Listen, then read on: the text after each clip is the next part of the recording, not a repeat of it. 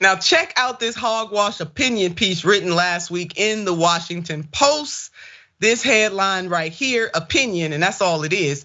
This plan for a third party presidential bid in 2024 is dangerous. They got the nerve to say the word dangerous. Now, the last time I checked, I thought they wanted people to have choice, or at least in this country, we talk about choice. People need to have choice, all choice. But then these folks gonna sit up here and talk about people who are pushing for a third party, somehow they are dangerous. Now, before we go any further, it's worth noting that Jonathan Cowan is the president of Third Way.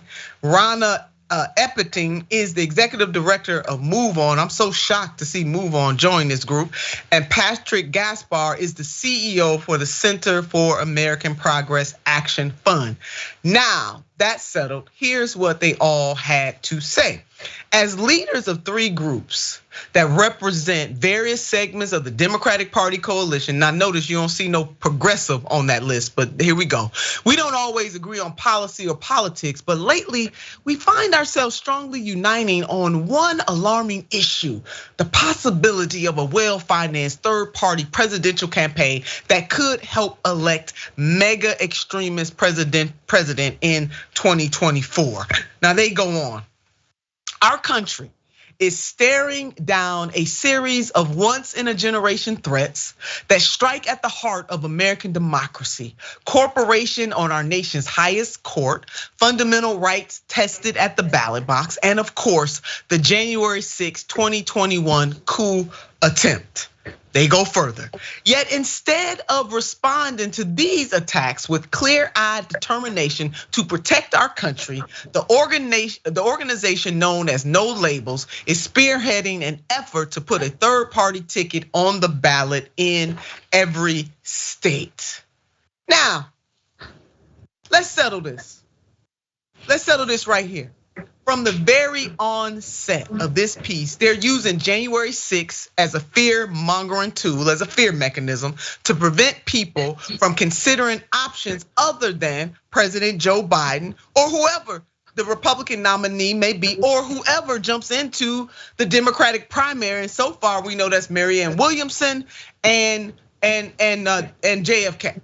All right, or Robert K. That RFK. We know that. That's happening right now, which at this rate, on the Republican side, it looks like the nominee will probably most likely be Donald Trump. Now, blaming third parties, though, is outdated, Mayor, and it's tiresome. And this article is bringing back some major 2016 vibes that we don't need right now.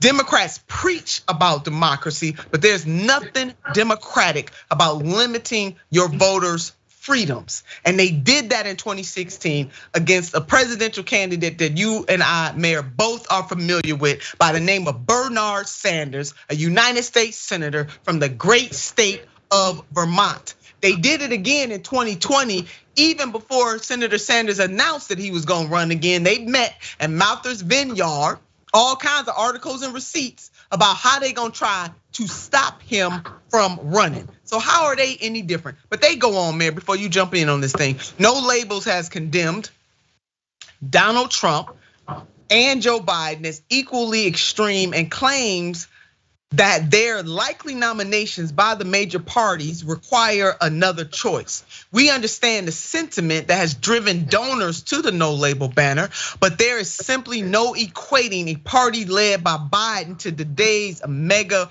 Republican Party. Here we go again. One side believes in American democracy while the other side has attacked it.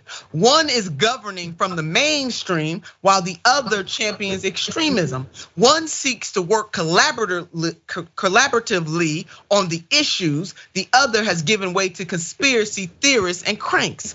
Moreover, No Labels has yet to say what makes Biden an unacceptable candidate. Okay, well, here are some examples since they want to know, Mayor. We got some headlines here. Let's put this up. Biden administration oil, gas drilling approvals outpaces Trump's. Since they asked, Mayor, we're gonna give it to them. Massive fossil fuel expansion undermines US climate commitments. Let's talk about the Willow Project. Since they asked, since they want to go there, we're gonna give them some. This next headline, Biden expands Trump era border restrictions once again. New policy will further limit access to life-saving asylum. Oh, since they asked, we got some more receipts. Let's keep it on going, Skip. Biden's voting rights failure in the Senate is his own doing. The president had a chance to pass his agenda when his approval rating was at its highest. Without the public support, it's hard for him to convince members of Congress to fall in line. And the list goes on and on. But Third Way and Move On and the Center for American Progress Action Fund want to ensure duopoly politics, that remains in place. And that is, sir and ma'am, what is dangerous